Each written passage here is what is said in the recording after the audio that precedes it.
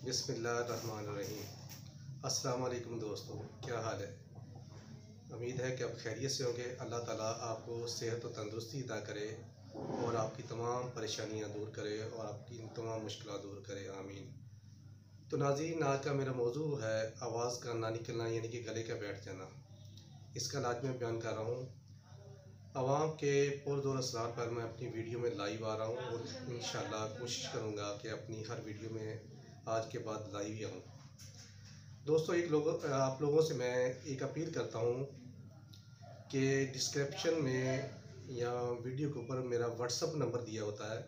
आप मुझे live call ना किया करें। लाइव कॉल सुनने का मेरे लिए मसला होता है, क्योंकि सारा दिन मैं बहुत बिज़ी होता हूँ। तो आप मुझे जो व्हाट्सअप और वॉइस मैसेज कर दिया करें। इंशाल्लाह मैं कोशिश करूँगा जल्द से जल्द आपको रिप्लाई दूँ।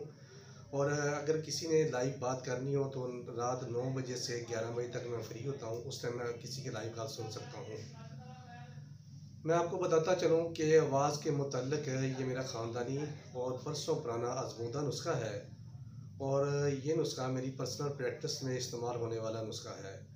गले की आवाज़ बैठ जाने या गले के मुतल्लिक़ इसकी बहुत सारी वजूहत होती हैं। इसकी वजह से गले की कसरी झिल्लियाँ मुतासर हो जाती हैं और उनमें सोजश आ जाती है। इसके अलावा और भी बहुत सारी वजूहत, इनमें फ़ास्ट फूड अशिया का इस्तेमाल, ज़्यादा ठंडे पानी का पीना या गर्म चीज़ों का इस्तेमाल, और इसके अलावा डस्ट वगैरह का अंदर चले जाना, या मछली खाते हुए मछली का कांटा फंस जाना, या गले में हड्डी का फंस जाना। इसी वजह से भी झिल्लियों पर सोजश आ जाती है।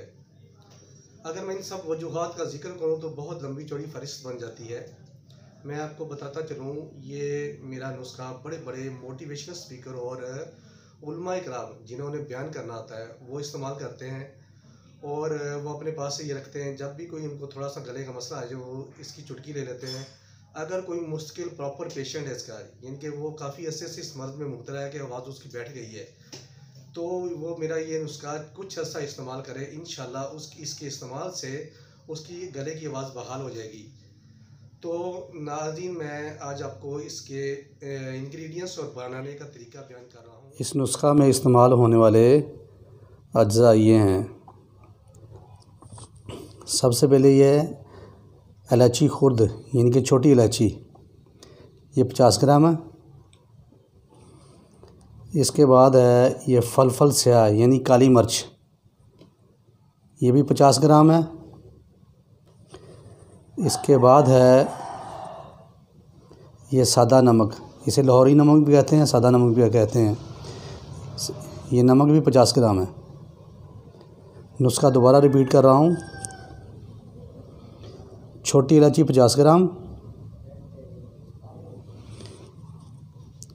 काली मिर्च 50 ग्राम, सादा नमक 50 ग्राम। दोस्तों, इसे बनाने का तरीका नहायत आसान है।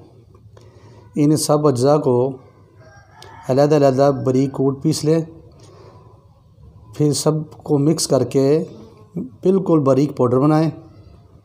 जितना ज़्यादा बारीक पाउडर होगा उतनी इसकी अफादियत बढ़ जाएगी। तो नाज़रीन, इन सब अज्जा को कूट पीस कर आपके सामने पाउडर बनाया गया है।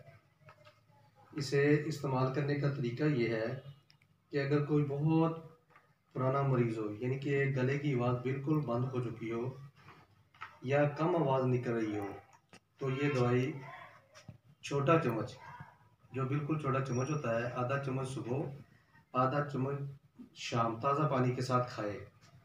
और खाने का तरीका ये है कि दवाई मुंह में डालकर उसके ऊपर एक दो घूंट मुंह में पानी जो मुंह में रख कर उसे गरारे करें। जैसे इस तरह गरारे करते हैं, इस तरह कुछ देर रखें, फिर वो पाउडर मिला पानी पी लें।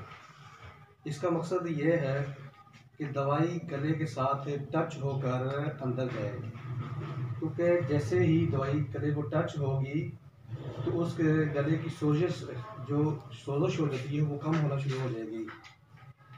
और दूसरा तरीका यह है कि अगर कोई शख्स स्पीच कर रहा हो या उलमा कराम बयान कर रहे हो तो वो ये सफूफ अपने पास बना कर रखें तो जैसे ही उनको मौका मिले तो वो एक चुटकी लेकर मुंह में रख के चूस ले।